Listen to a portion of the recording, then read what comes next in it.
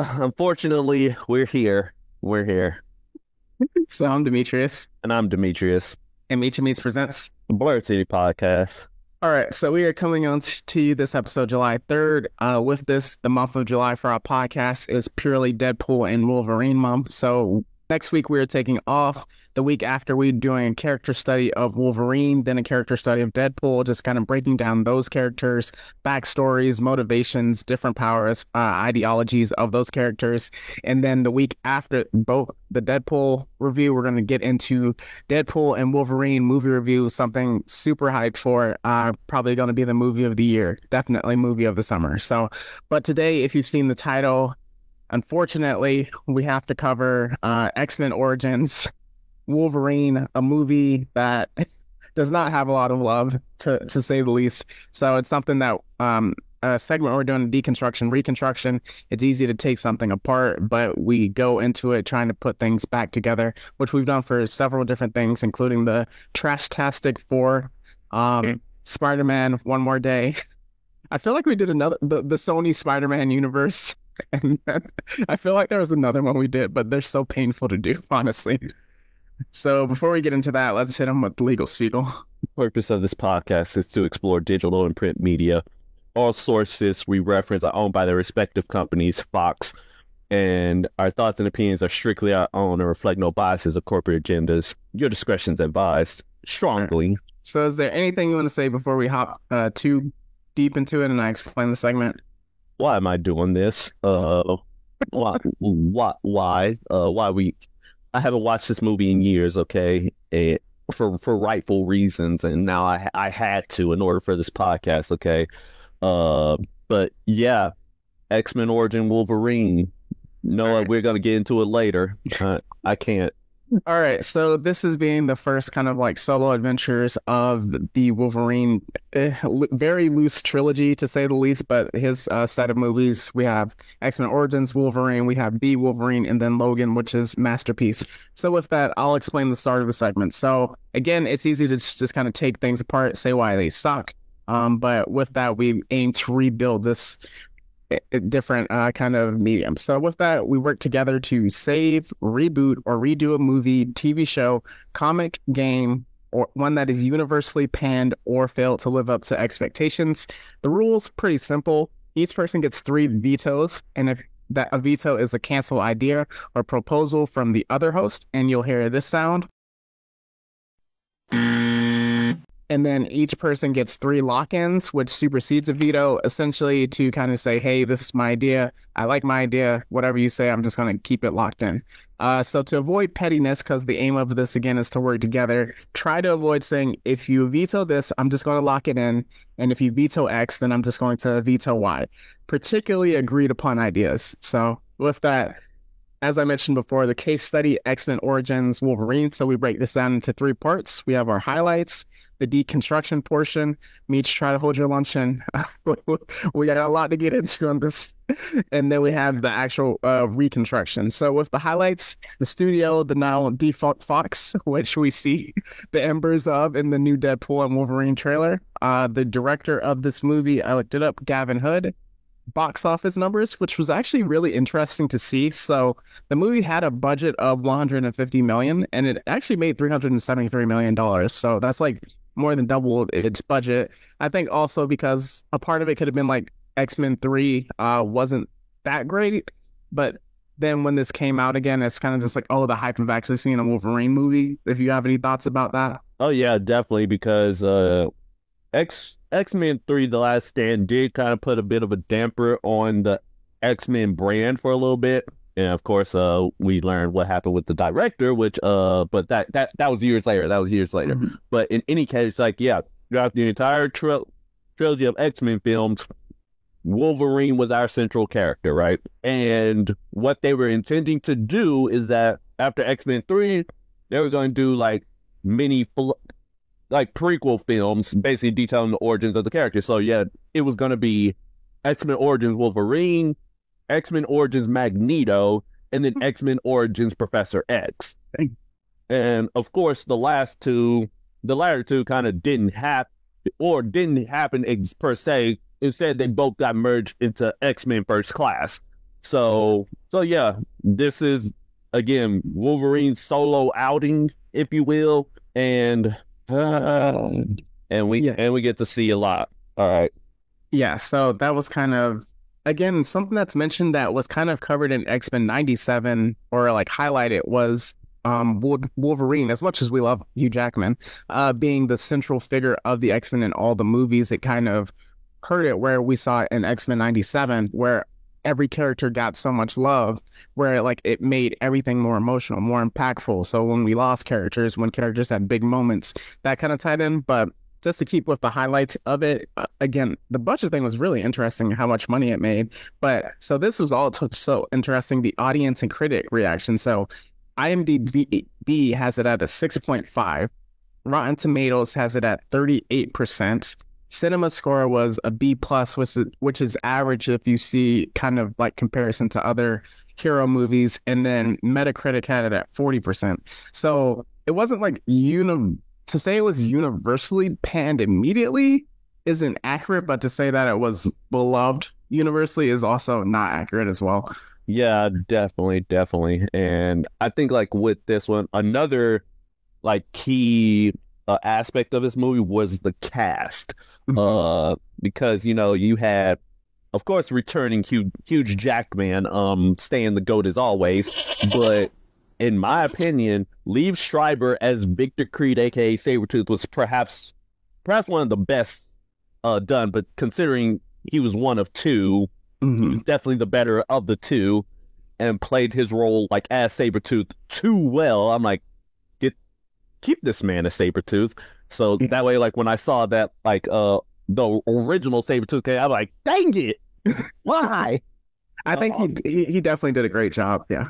Yeah, and then of course you got Danny Huston as William Stryker, and yeah, those were pretty much my main ones. Oh yeah, and of course Ryan Reynolds as Wade Wilson, specifically only Wade Wilson. That's all I can say about it. He was a good Wade. And then the Will.i.am part. I was gonna leave him for last, but Will.i.am, he was there. All right. So next part, any other interesting backstory? I didn't actually know if they were trying to do a Magneto by itself and then a Professor X standalone, which I guess makes sense when it combines it into the First Class movie. Yeah. Pretty much other than that, like there was oh yeah, there was of course tons of reshoots and tons of rewrites to this story, but all because of the fact that apparently the original script that they were going for got leaked. So they changed everything up because it got leaked. So I'm just like, okay, what was the original script? And I still don't know. And also another key interesting detail is the fact that despite how trash this show is, this movie is, it actually led to perhaps one of the greatest superhero games of all time. Or one of the greatest superhero games outside of Batman and Spider-Man. Like X-Men Origins Wolverine, the video game, gave you exactly what you want out of a Wolverine game, which is Carnage, God of War-esque Carnage, and even more Carnage on top of that. And speaking of which, there's a Wolverine game in development as we speak. We just hope Insomniac continues to stay cooking. All right. All right, so I guess that covers the interesting backstory. So for the next part of the highlights, what were your personal feelings leaving the theater? All right, so I was a young lad when I went to this theater looking at this movie. I'm just like, okay, first going in, that's perhaps we start off. Going into this movie, I was excited, okay, because again, it's about Wolverine. He's my favorite X-Men at the time. And I was like, okay, we about to see Wolverine about to get bloody and active out this mug. And then coming out of here, I was like, what did I just watch? Because a lot of the things that happened in this movie were contrivances, did not make sense at all, straight up betrayed certain characters, and was just like, yeah, no, y'all did not cook here at all. And wasted a bunch of other characters too. So, yeah, I was just here like, no. To the point where I left the theater as soon as it ended, and I did not know that they had a post-credit scene for like years because I was never gonna go and rewatch that mess. Yeah, it's very minor. So going into it, I'm with you.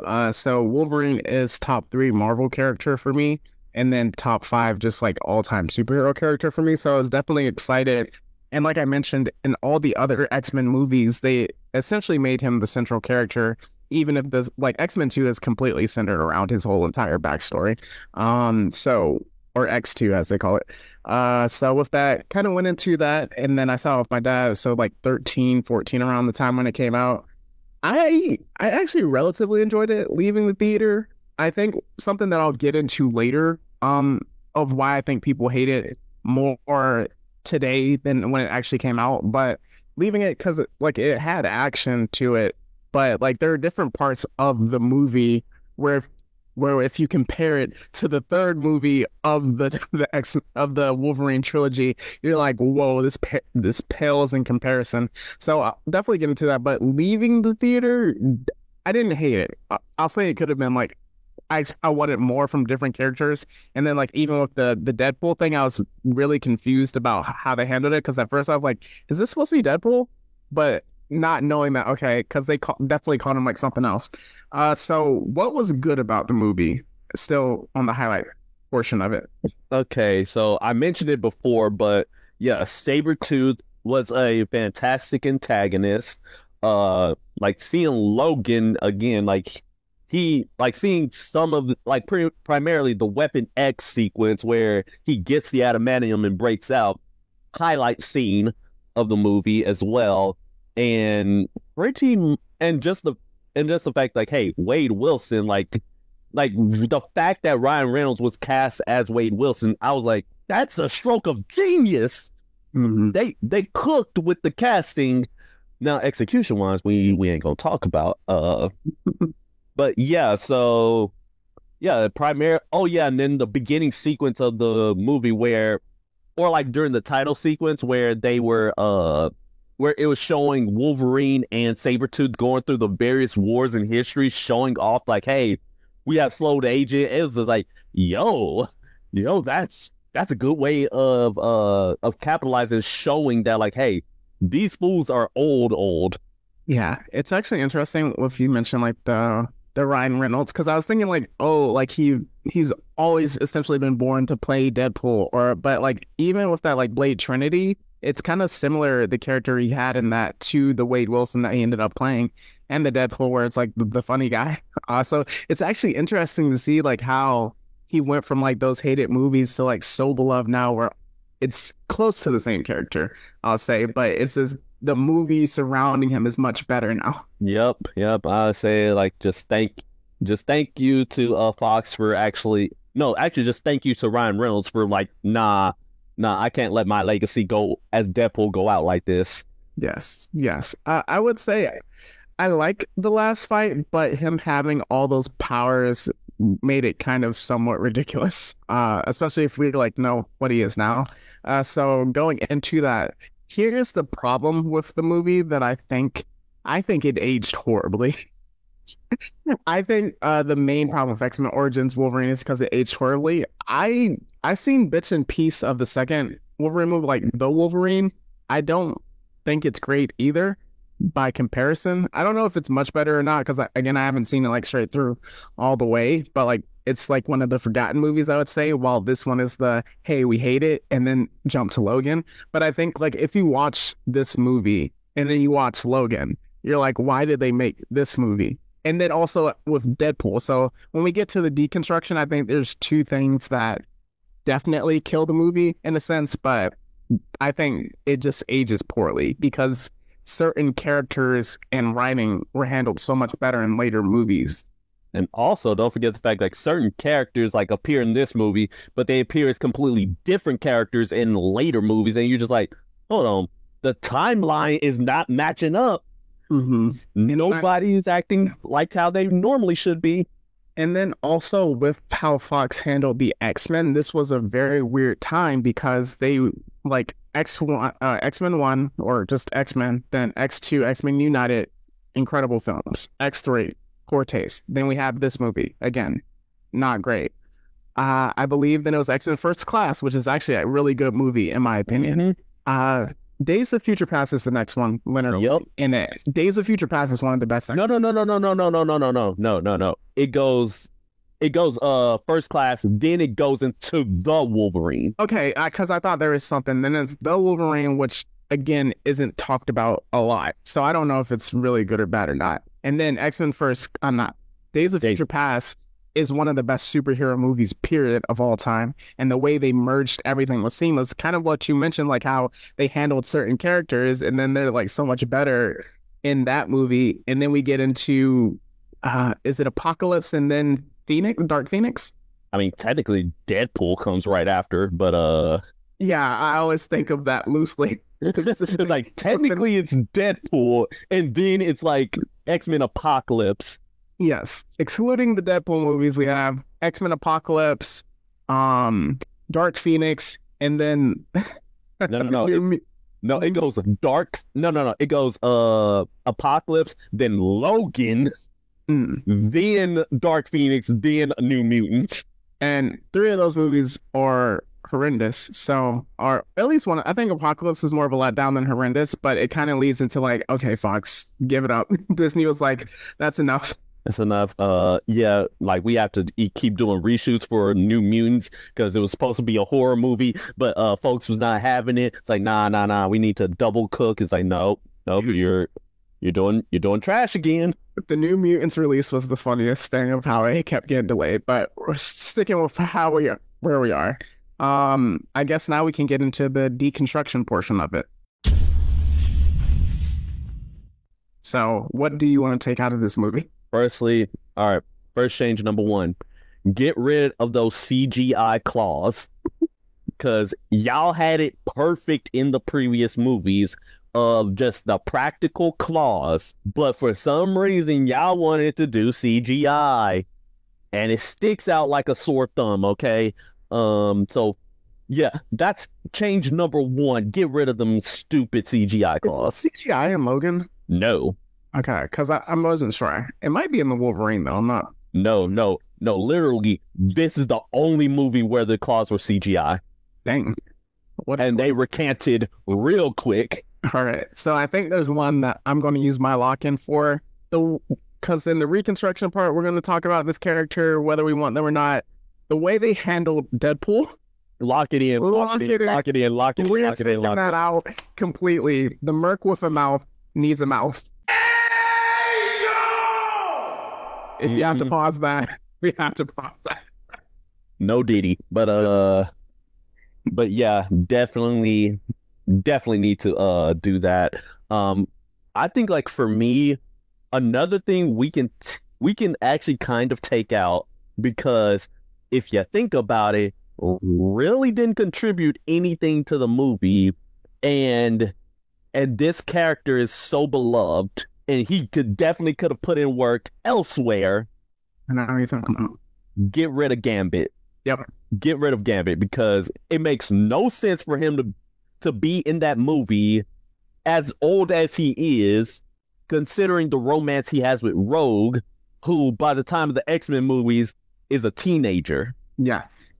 So he could have worked so much better as like another teenage love interest to kind of square that love triangle that was Kitty, Bobby, and Rogue. Add Gambit in there, bam, everybody happy. Yes. Something I want to take out, I don't want to necessarily take out this character, but I want to take out his relationship to Wolverine. I think I want to get rid of Sabretooth and Wolverine being brothers or half brothers. That's not comic accurate, right? It kinda is, but also kinda not. It's been like retconned so many times. Because I was doing research and then it would be like, yes, no, yes, no, yes, no. I do want them to kind of know each other. Maybe not brothers though. I low-key want him to still be one of the main ops in the movie, but I think the brother arc I want to take out. Interesting. I don't know how to feel about that because then you'd have to explain like why is his power so similar to Wolverine's. Yeah, it's something we can discuss. It's an interesting because, like you mentioned, like how they did the montage at the beginning of the movie is really incredible, and that relationship. I just think that if we're gonna fix this story, I think we need more emotional impact with it, and maybe making them somewhat related. Maybe, well, if we make them cousins, we might as well just make them half brothers. Is the thing. So, Exactly. It's like you might as well just go all out with making. so we'll put that on hold for now. What else are we taking out? How in the world Wolverine lost his memory? I'm locking that in right now. We should not have him losing his memory to a bullet.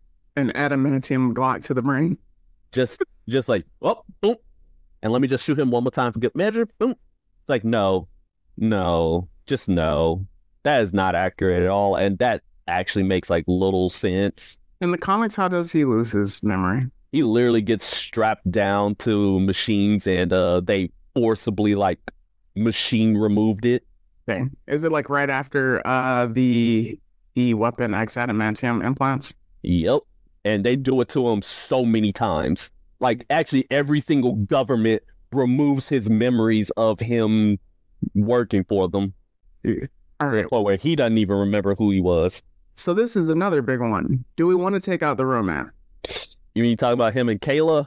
Yeah. Um, I don't know how much it contributed because when we get to the reconstruction, I don't want to build the story around it fridging. So, okay, so you don't want it to go about him being fridged by his wife. Well, I guess one thing I kind of don't like is the fact that her working with Stryker the whole time to manipulate the boy. I was like, because at that point, it's just like, dang, just have Stryker there. Just Yes. Yeah, I definitely can kind of agree there. Like, if anything, if he wants to have like a love interest, just make her regular.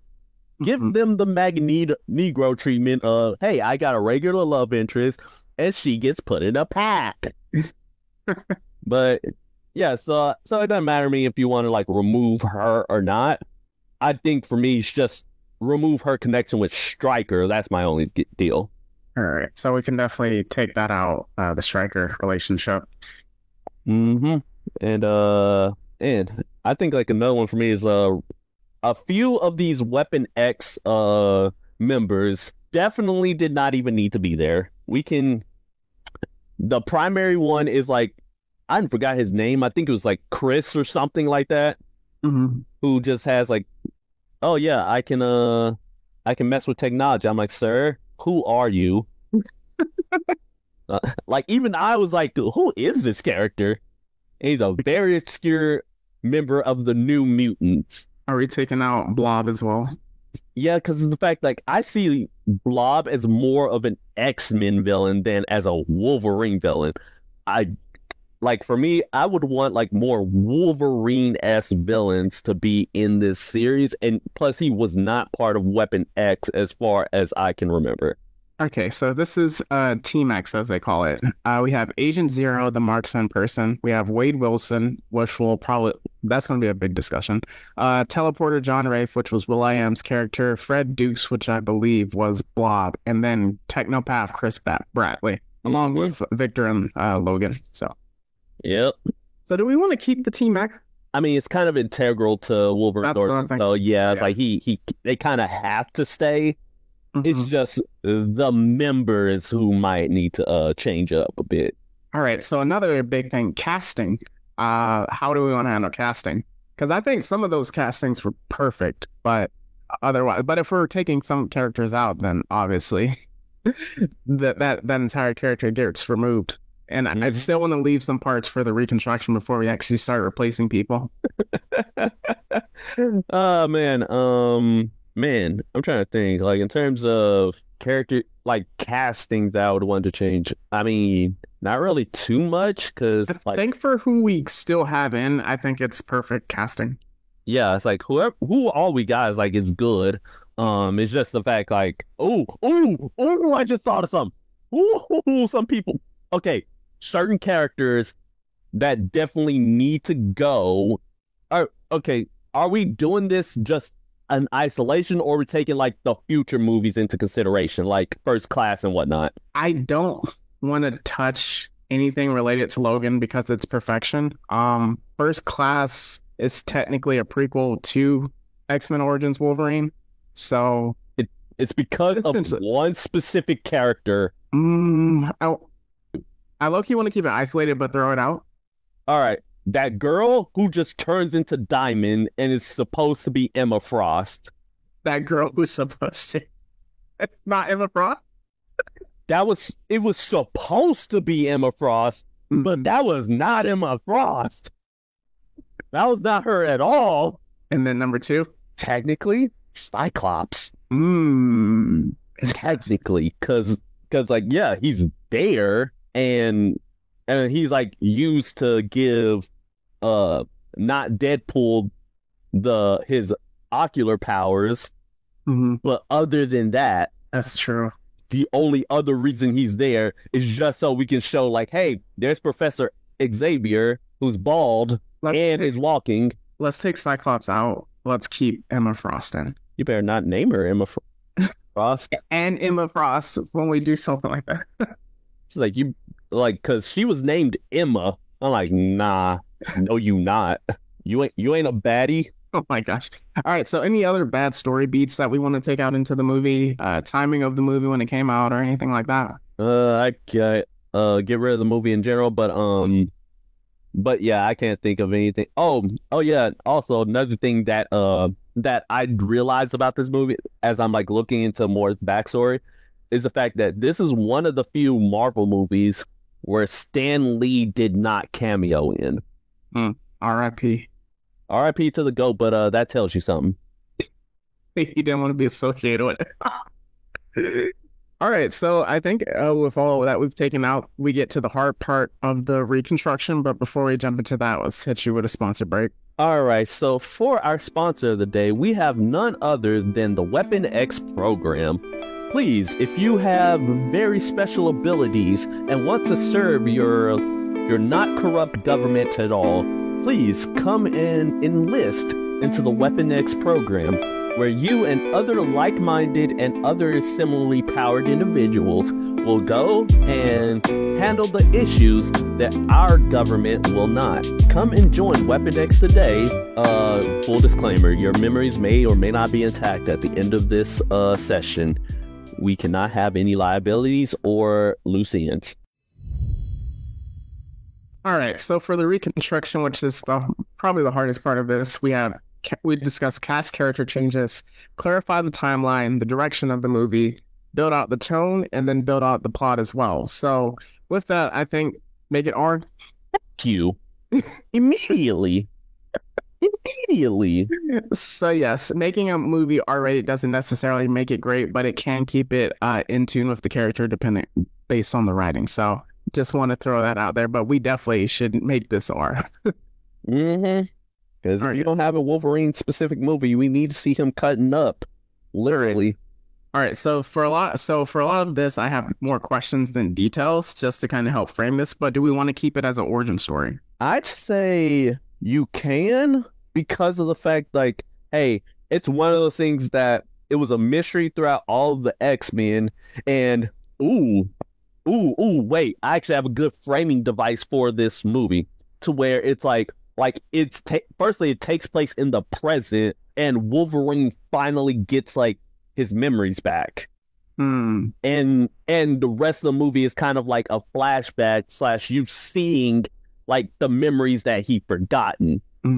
Like he could, like, literally it can like start off with him murking like one of the Weapon X individuals, and they either say some type of keyword or they strap him into a machine and like actually give him his memories back, and he remembers everything for the first time. He's like, oh, so that's why. And then it cuts to him flashing back the rest of the movie. Okay, so if we do this, because I'm trying to see how you're framing it. So if we do this, is it kind of like Titanic-esque, where it's, you get your flashback and that's the course of the movie, then you flash back to the present? Or is it kind of like, hey, this movie is taking place in the present, but we're consistently going back and forth to help tell the story of the present? Because I definitely want to like frame it like it's definitely going to be giving me Titanic-esque of like, or it could even be like, hey, like everything's taking place in the past, but then like it cuts to a scene in the present of him remembering all of it. It could even be something as simple as what I mentioned is earlier, or it can be just as simple as him like in the bar one day, and then suddenly like he has that jolt, and like a tear goes down his face, and it can be like Professor X or some other mutant be like, "You're welcome, Logan." Yes, because like for one way, if it's like Titanic-esque or kind of framing like that, we're only having to tell one plot. But if it's in the present and we're going back and forth, we essentially have to tell two plots. So okay, Titanic-esque of remembering the story. Yeah. And I definitely want to like have that aspect, like his origin, like at the beginning of like him as a kid, and then his claws popping out for the first time, and him accidentally killing his real father. Like I thought that was again, that was fully comic accurate, and like what happens to him initially, and of course the aspect of like him and Sabretooth like going to wars and seeing like Sabretooth slowly devolve over time. Mm-hmm. All right. So with that, in the flashback tale, something that's big important, obviously his canon event is getting the adamantium into his system. Is that beginning, middle, or end? Because that frames how much we have to tell the story. I say like kind of lean it towards, it's like, it's not exactly the middle, but like make it closer to the beginning than it is towards the end. Okay. Because like him having the adamantium is going to lead to him getting problems later. Okay. So with that, since we're keeping it to the beginning process, similar to the original movie, who's going to be on the new Team X that we have? All right. So in terms of who is actually on Team X, of course you have Victor and Wolverine and Wade. Definitely want like all three of them to kind of like play off each other, because you know you got like straight man, you got the comedian, and then you got the psychopath. Like yeah, like you can like them three is definitely like they should be tied at the hip. All right. Agent Zero technically is one, so he can stay. Will.i.am technically can stay too, because we unfortunately we're gonna need somebody to get killed. Oh, I don't want to fridge the black man too early. Actually, no one. Let's have his death be later. Let's have his death be later. Yeah, and then of course, actually, if we want to like keep somebody, we can have like Kayla in there, like, but like go by her actual name of Silver Fox. Okay, yeah. And just have like zero romance in there whatsoever. I'm keeping the looking at it. It's not as well. Who is Mastodon and Kestrel? All right, Kestrel, that's Will.i.am. Okay. Oh, so they just named him something different in the movie than what his actual character is? Yep. What are we doing? And then, and as for who in the world Mastodon is, I have no idea who that man is. I've never seen or heard of him before in my life. Okay, there's also a Maverick. So, have you heard of that? Maverick, that was Agent Zero. Okay, so I guess those are going by their real names. It's just stuff. Okay, so we got mostly. We can leave. I don't know who Mastodon is either, so we can leave that out. All right, so what's the turning point essentially? So we kind of keep it the same as like, oh, they start like losing control, becoming essentially monsters, realizing their weapons, and he leaves. I mean, yeah, you can go that route. It's like kind of like doing it to where you're showing more of Wolverine having a conscience and humanity rather than versus Sabretooth, who's giving in to his bestiality.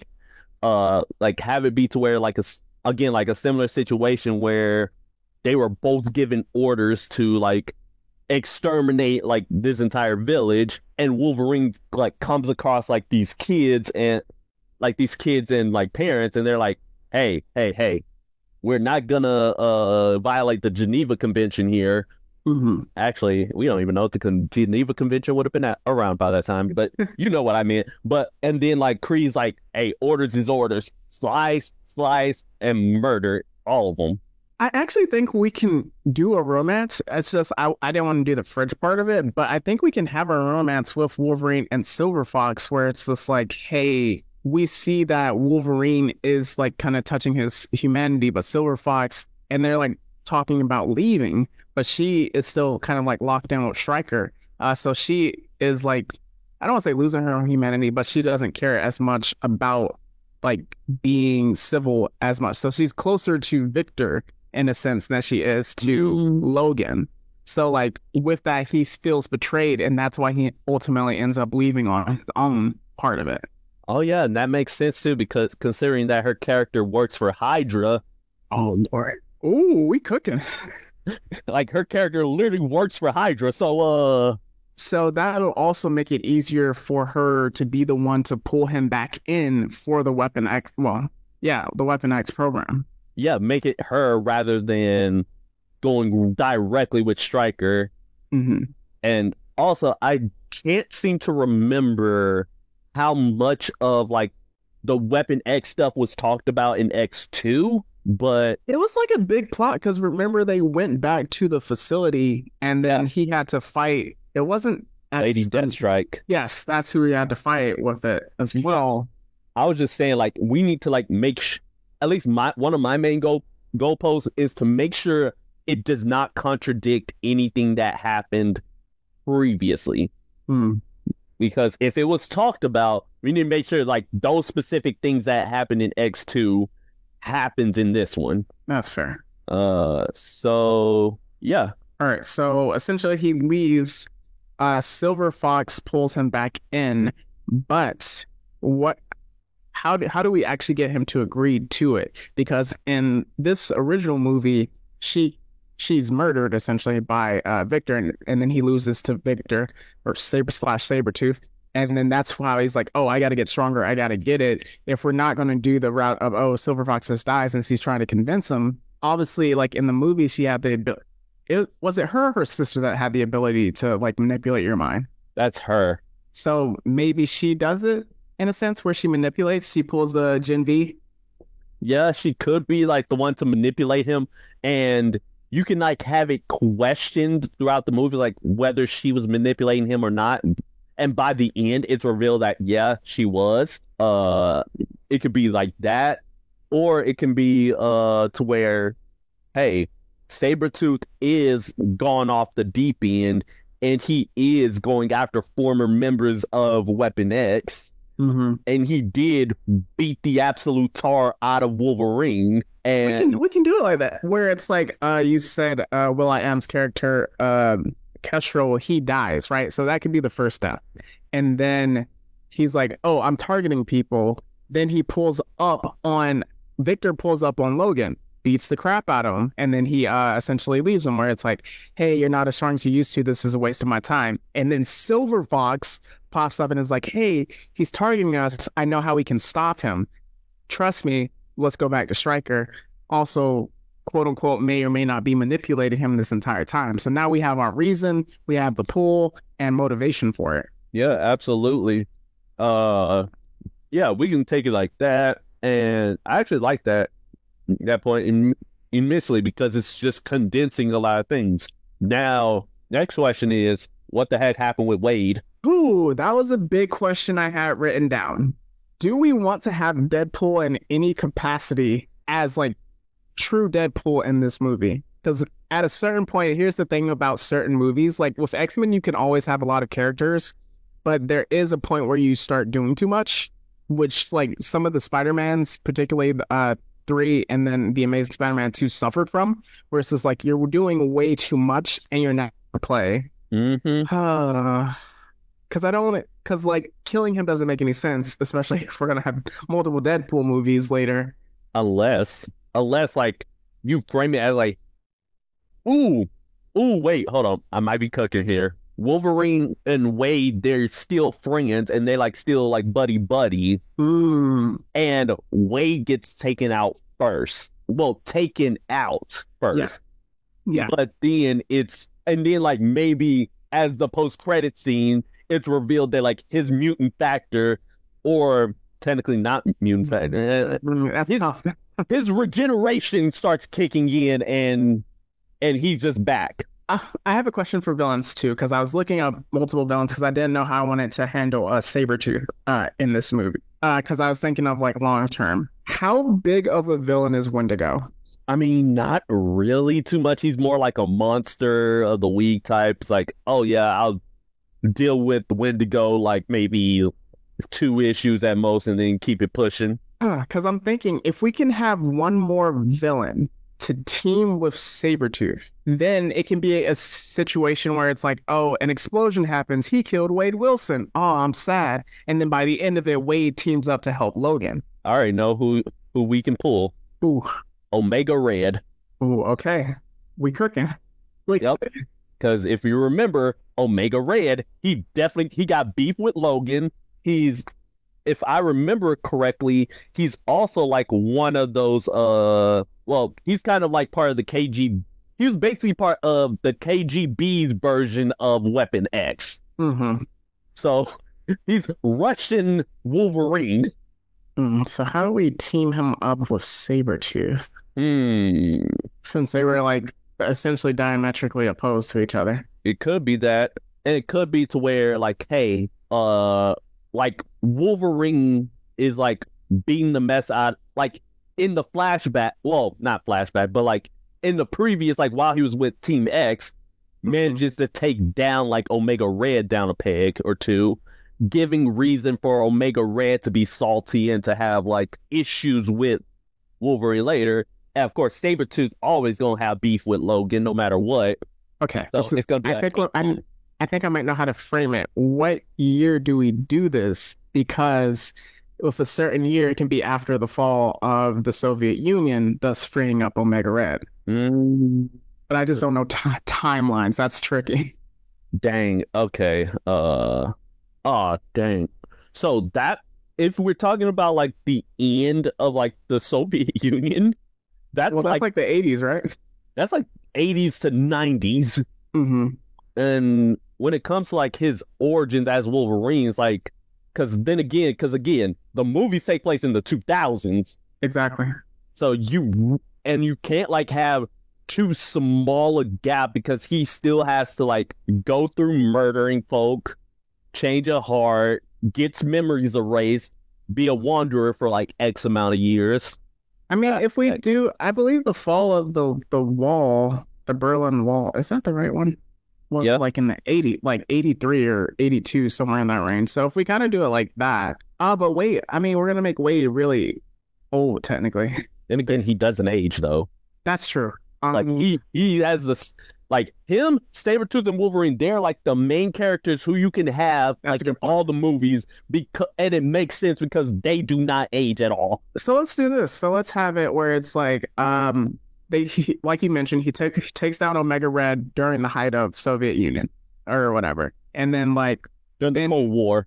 yeah, Cold War. So then they're down bad, and then Victor at some point recruits him. He's like, "Hey, you want to get your lick back? I also have beef with Logan as well." We kind of need to flesh out what his actual beef with Logan is, especially if they're half brothers. That's kind of like why I was like, I don't know if I want to keep them as brothers or not, because then we see in this movie they teamed up at the end. If they still have that connection as brothers, we actually need to show why there's such a separation of it. That's the difficulty of keeping them as actual family. I mean, okay, you can do that and like not keep them as family. You can also have it to be like, hey, I just realized the only person that is allowed to kill you is me. Mm-hmm. And oh, wait, hold on, cook moment. All right, so Omega Red, like one of his big things is that he has carbonadium, which is one of those like metals that goes against adamantium, and you can have it to where like Omega Red starts getting more and more like carbonadium, becoming more powerful, and maybe either he like betrays Sabretooth or like because Sabretooth, I don't remember if he has like some adamantium in him, but if he does, then that gives you he does. Oh, in the comics, he does have adamantium in him. Oh, there you go. Right there. So both of them got adamantium. Omega Red, he's like, hey, anybody who got adamantium in them gotta go. And he's like attacking Sabretooth. he's attacking Wolverine, and both of them, they're like, hey, let's put our beef to the side because we got to take out this guy. Wait, so if we're gonna do, if that's the thing, we might as well just be like, hey, Omega Red is hunting down Team X members rather than it's being Sabretooth. And then we don't necessarily have to have Wade Wilson, and that way they still team up at the end. Yeah. Ooh, okay. We have Omega Red be the one taking everybody out, right? Mm-hmm. But Wolverine thinks that it is Sabretooth who's the one doing it. Okay. Yes. And both of them, like, and for most of the movie, we all think that it is Sabretooth, and then it's revealed slowly that it's actually Omega Red. And because, like, Sabretooth, he won't care to explain himself. He just wants the smoke. That's fair. Okay, and then so with Wade Wilson, maybe I'm trying to think, because at a point we won't necessarily need him if we just want to write him out, but at the same time I don't want to have our movie get made fun of for years by Ryan Reynolds. So what do we do? I mean, so you don't want to fake fridge him, right? No, like if we do that, I was thinking that like, okay, Wade is teaming up with Logan against is teaming up with Wolverine against Sabretooth and Omega Red. But if we switch it to how we are now, which is like I like that, I don't necessarily need a 3v1. You see what I'm saying? Yes. A good reason to take Wade off the table is, again, for Omega Red to hunt him down, take him out first, and leave it up to speculation to where maybe I'm trying to think. He does like the big explosion thing where he survives, and then Logan and Sabretooth, have their battles or whatever. We see the appearance of Wade Wilson, and he's like still mortally wounded in a sense, and he's like, hey, it wasn't Sabretooth that did it to me. So he's like the one that tells them what happens, or like while he's telling them, that's when Omega pops up. And it's like he does have some helping scene, but since he's so mortally wounded, he has to, go get medical treatment, which is where he learns that he's really sick. And he's like, oh, Wolverine, you just went through this program to get adamantium. Let me go through a different program to get my power. So that's essentially how we push him to his Deadpool origin story while kind of just like keeping it more tightly focused as a story. Maybe. And if we're doing all that, now the real question is, okay, what does Silver Fox have to do with all this now? Maybe with that, instead of her manipulating Logan, Silver Fox, she is able to pull him back in because, well, maybe it's still, she thinks it's Sabretooth the entire time. And then she's like, instead of her coming after Sabretooth beats the crap out of Wolverine, she's like, hey, something just happened to Castro. He died. Another person that could get killed off, Agent Zero maybe, he got killed. It has to be Sabretooth that's doing this. I'm recruiting you to take him out because you're the only one that can do it. Sabretooth beats the crap out of Logan, and she's like, and then that way she's able to convince him to go get the adamantium. That way it's not manipulating, it's just that's how he gets recruited back in a sense. So we can kind of wipe that story subplot out. Potentially, yeah. And it's like still the same way to get there. Yeah, and again, I also still love the fact like she can still be a villain.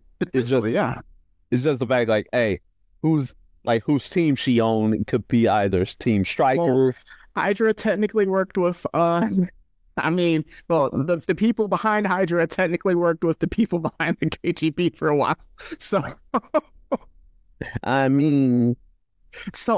she's working with Omega Red, and see, this is where it's difficult because if she's working with Omega Red, I don't see why she would want to get Wolverine to have the adamantium. Is the only thing. Because she could be like, yo, Sabretooth and Wolverine can take each other off the boards and you can come in and clean up the mess.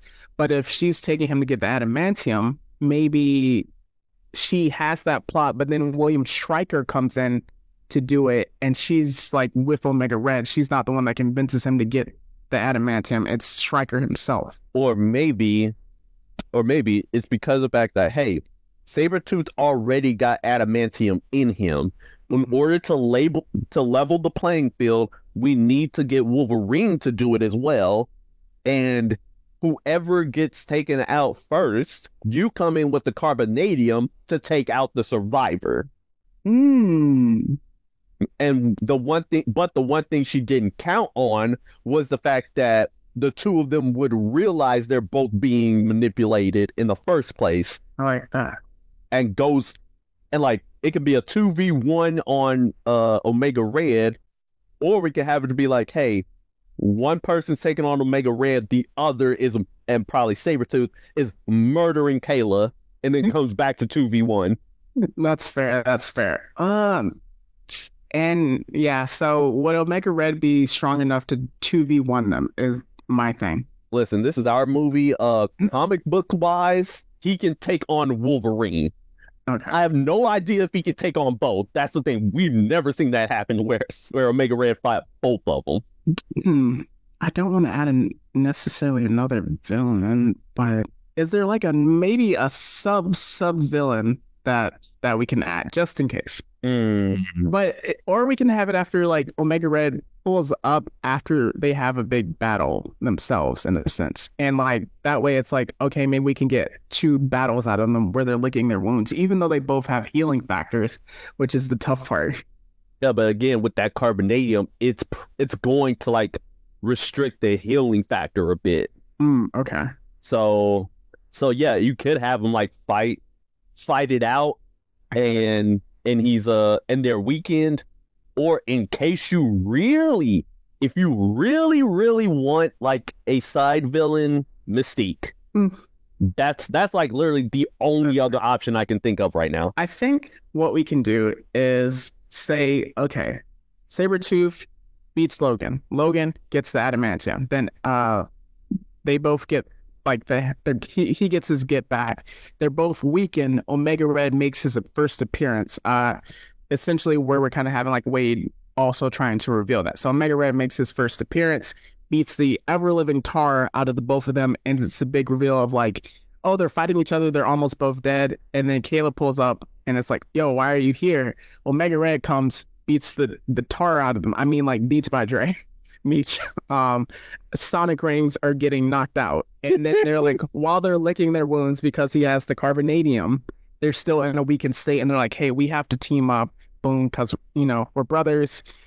You know, maybe they talk about their time in Team X and why Wolverine had to leave. Sabretooth is like, yo, this really hurt me. You were kind of like my rock, my anchor, moral anchor. Obviously, he becomes evil later on, but we're focused on one story.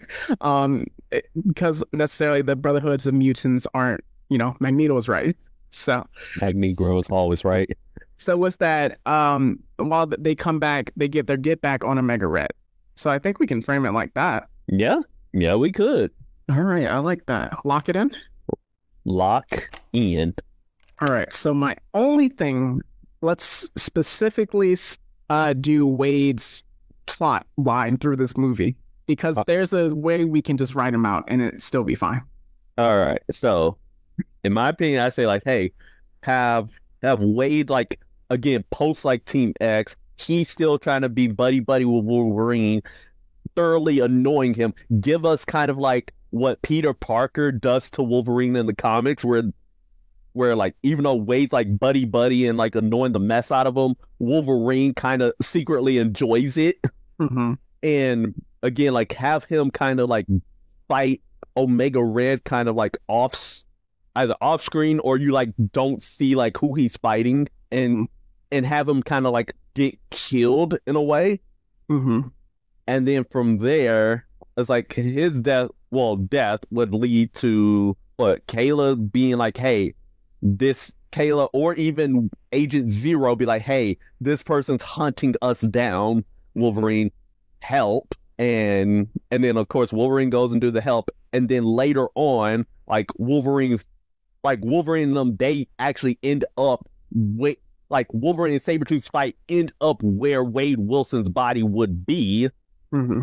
And that's when they see Wade and like, oh crap. Yeah, so maybe he's being held hostage or something like that. It could be either he's held hostage or he hid away, something like that. Like he could be like in a cave, kind of like trying to like nurse himself back, but it's like too much. Mm-hmm. And then they like, all right, let's go get you help. And that could be like one of the first time all three of them start acting like brothers again. And if they're in the cave, they're leaving the cave and they just see Kayla standing there. And it's like, yo, how did you know we were here? What's up? Yup. And then boom. No, and it booms right behind them. They're like, Yes. and you see it like explode right behind them. And then all you see is just the red Omega symbol. Oh my gosh. And that's when all hell breaks loose. Oh, we cooking. We cooking. All right. And okay, Yeah. but then with that, like, right. Okay, so then they're fighting Omega Red. What happens with Wade? Essentially, like, they kind of put him off to the side because Omega Red is more focused on those two. And then let's say, like, I guess in the midst of their fight, they're causing such a disturbance that, you know, local authorities, yada yada, start coming out. And then Kayla's like, "Yo, we gotta go. We can't let people know that you're existing. We're supposed to be undercover." So they dip or whatever. And then so with Wade, they do take him to get some help. And it's like, he's like, "Oh, Wolverine, how did you get these claws or whatever?"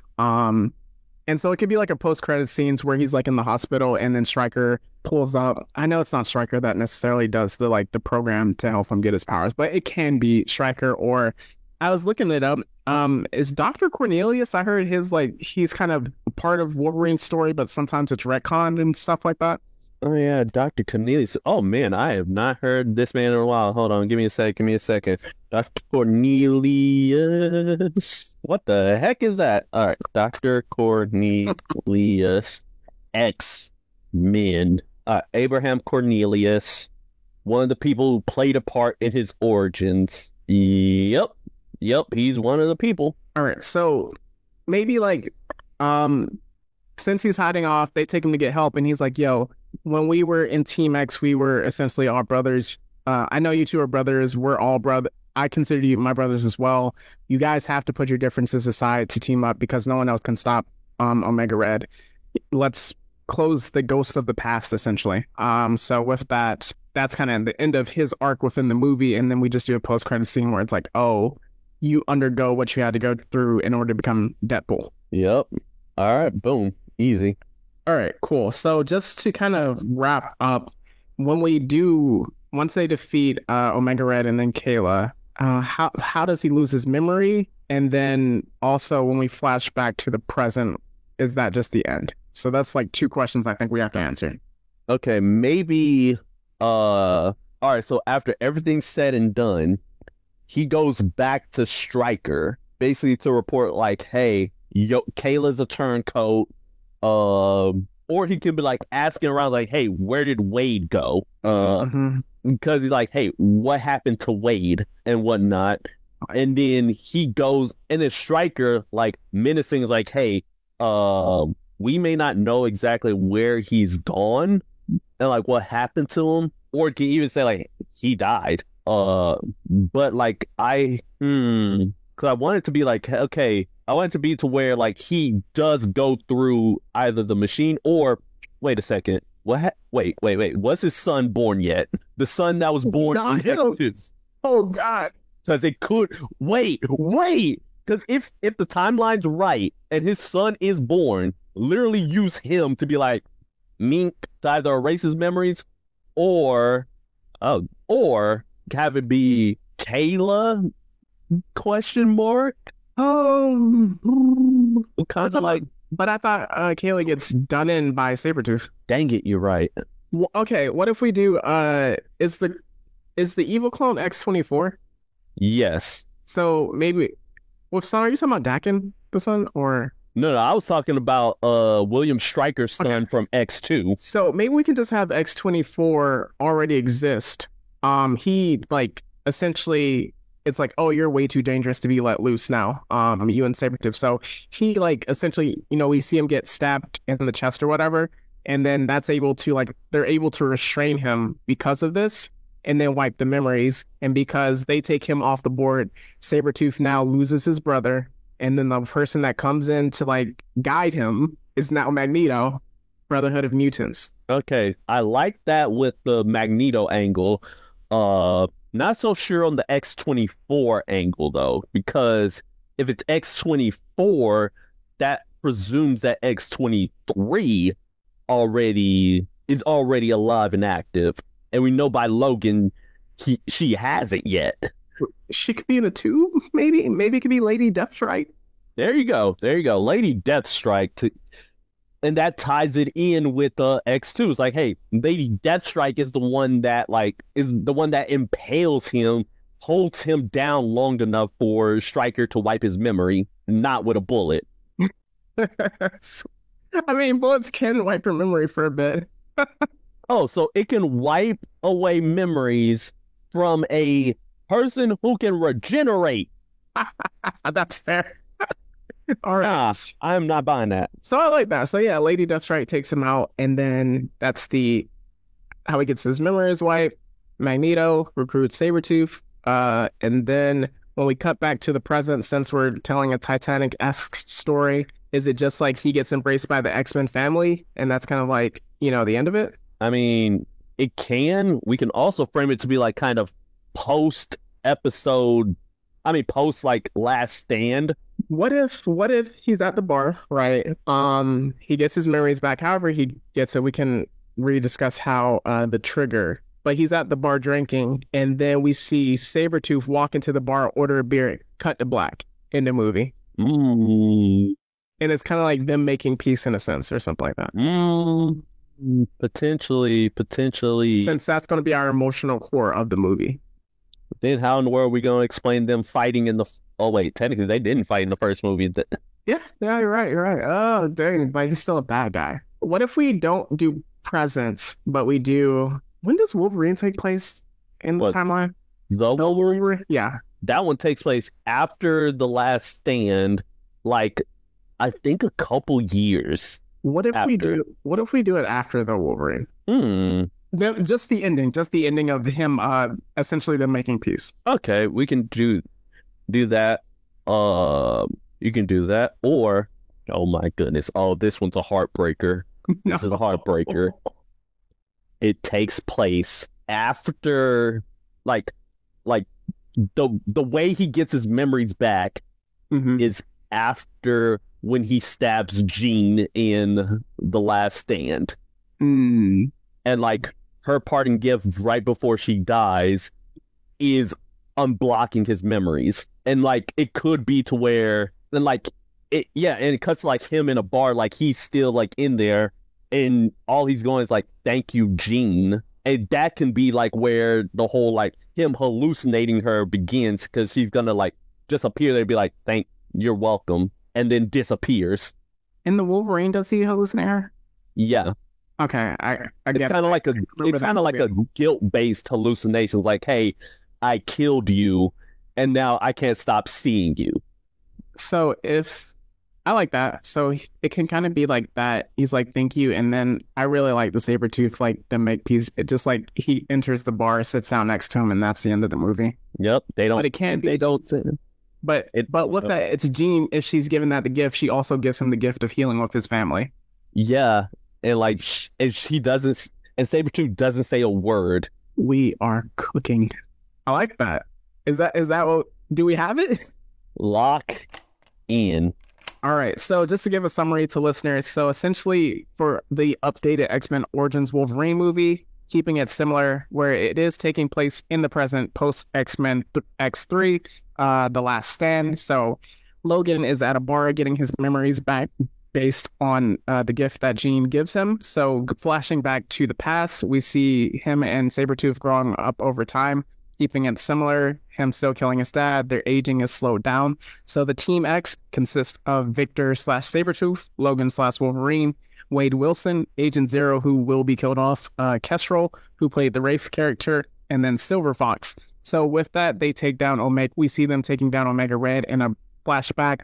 Over the course of just the time together with Team X, we see that Wolverine is in touch with his humanity. Sabretooth is kind of losing touch with it, becoming more and more of a monster. Are we keeping the Silver Fox Logan relationship type thing? I mean, yeah. Okay, yeah. So with that, Wolverine is plotting to leave along with Silver Fox with their relationship, but it turns out that She is more in line with Victor's thinking and also Stryker's thinking than Wolverine, so he leaves. Ultimately, later on, we see that members of the team are getting killed off. We see also that Wade Wilson has a relationship with Logan, very partnership-esque. We see him also get quote-unquote killed by a mysterious character, which allows Silver Fox to then recruit Logan to take out Sabretooth, who they believe is behind taking out all the members of Team X. With that, he gets his behind beat by Sabretooth, which forces him to decide to get the adamantium treatment. After that, him and Sabretooth once again get into combat.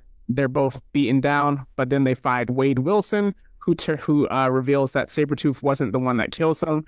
As the three of them are leaving together, we see that Silver Fox is standing in the cave, and she has teamed up with Omega Red as the ultimate op, who then proceeds to lower their life force. Needless to say, this takes Wade off the board, who later on gets revealed that he's taken away to do his experiment, which turns him into Deadpool after he gets active in this one scene. With that, Sabretooth and Logan then decide to team up, both having the adamantium in them to take down Omega Red, who has carbonadium. Ultimately, after that, Wolverine is looking for Wade Wilson, but Lady Deathstrike impales him, takes him off the board in order for William Stryker to erase his memories and all the duplicitous things that he has done, flashing back to the future. Also, once he's taken off the board, we see Magneto with a quick cameo recruiting Sabretooth into the Brotherhood of Mutants, flashing back into the current present, which takes place after definitely X3 The Last Stand, maybe also after the Wolverine. We see him making peace with Jean, who has unblocked his memories. Sabretooth walks into the bar, sits next to him, cut to black. Then post-credit scene where you see Wade Wilson going through the process and meeting up with Dr. Cornelius to turn him into DP. That's our new X-Men Origins movie. Oof. No, that was one of our more intense ones, I'd have to say. Because we had to keep going back and was like, oh, how in the world are we going to do this and that and try to adhere to continuity and all that. Yeah, because like for a lot of the other ones, we want to keep it canon. We were just like, because I mean with the Sony one, we just erased everything and started from the top. Mm-hmm. Creation comes destruction, and that one definitely need to be destroyed. And of course, Trash-tastic 4, Fantastic, again, that was on its own, so that helped destroy Fox as well. Yep. Easy. So that was good. So with that, with this being one of the main episodes, let's get into what's hot. So Meech, what do you got? All right. Anime wise, we have Kaiju number 8, Cooking, One Piece, Cooking, My Hero Academia, The War Has Begun, Cooking, Demon Slayer. If you've seen that newest episode in the anime, you be seeing folks about to get active, and you about to see Zenitsu be completely different. You also walking in history. Yep, and you also see Muzan Jackson, and I'm surprised that they did not have Thriller playing in the background because that would have made it perfect. That would. But also in other animated films, there's one that released on Netflix in June, and I just saw it, and it's actually incredible, called Ultraman Rising. And it is touching because it's kind of like Kamen Rider / Power Rangers, except it's one guy who transforms into a giant warrior, and he ends up taking care of a baby monster, a baby kaiju. It's interesting because I watched I don't believe it's related at all, but I watched the TV series Ultraman on Netflix, and it's really good, honestly. Yeah. Well, Ultraman Rising is fantastic. Check it out. Yep. Also, Go Loser Ranger, Cooking, Cook. All right. So that's all from there. All right. So from comics, the Blood Hunt is going on at Marvel. Yeah. They totally made Blade a villain. I'm not okay with that. They gonna have a black man turn to be the villain of an event and turn the other most popular black person in Marvel into a vampire. We're gonna have to have a Blade conversation because this MCU things that they've been talking about and these delays, Oh, yeah. Another time. Another writer, yes, another writer got taken out for Blade. So Did you see what the original plot was? I did not. Oh, it was going to take place in the 1920s. Remember, Blade is a black man, and it was going to be No. Lilith was going to want the blood of his child. No. Okay, definitely they did the right choice by getting rid of the writers, but that movie ain't happening. Also, the Venom War is about to begin. So yeah, all the Venoms are about to have war with each other. Peter Parker gonna get the black suit once again, so we gonna cook. Let's move to movies and TV. A Quiet Place Chapter 1. I'm watching that tonight. We about to go crazy. All right. We also see that there's more set leaks for the Superman movie. And I gotta say that Mr. Terrific, he's looking very terrific right now. Just They saying. got a lot of characters in that movie. I'm a bit concerned. Look. We gotta trust the process. James Gunn. Trust in James Gunn.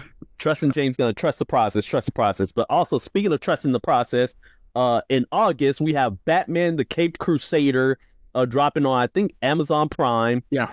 Yeah, and if I remember correctly, I know Kevin Conroy has like a part in it. It's gonna be like one of his last contributions to society as he passed away. And then also another show that dropped is Suicide Squad Isekai. Was that a show or a movie? I wasn't sure. It's a show. Okay. They got like a whole like anime style opening, Oh my or gosh. indie, the ones where every character's. I actually saw it. I saw some of them on YouTube. Yeah. And I saw what they got Amanda Waller doing. I'm like, ain't no way. That's whoever wrote that is down bad. That's all I'll say. But whoever decided to make Peacemaker Dio Brando, y'all cooked. I ain't gonna lie. And then finally for Oh, it is a show. Yeah, it's a show. yeah, and then also My Adventures with Superman. I haven't seen it, but like I'm going to start seeing it because I've been seeing clips online and it is cooking. Dude, we're locked in. I literally started it. I'm still on episode 1, but I started it last week. Mm-hmm. Because I've seen season 2. Yeah, clips from season 2. I definitely want to lock in. Yep. All I say is Jimmy, my boy. But so if you've seen season 2, you know. But Jimmy, my boy, he represents our culture. That's what I'm saying. That's in trouble. Nah. Well, actually, yeah. Dang. Hold on. Wait. If you're listening to this podcast episode, I meant nothing by it. You're still great. And he agrees with me. So, and then finally, video games. The Elden Ring DLC. Folks is losing their minds to the point where even the game developers were essentially like, get good. Because that DLC it does not play games. It's a DLC for a reason. Yeah, the only game it's playing is us. Well, the thing is, like, if you think about their DLCs, because with Bloodborne, the Orphan is like the hardest boss out of all of Bloodborne, and that's a DLC character. Sorry, I just had a PTSD moment. To all the hours I lost. And also they released another trailer for Dragon Ball Z Sparking Zero, Swords versus Fists, and we got to see my main. We see my main cooking. I like, yep. And in case you're wondering who my main is, it's Yajirobe.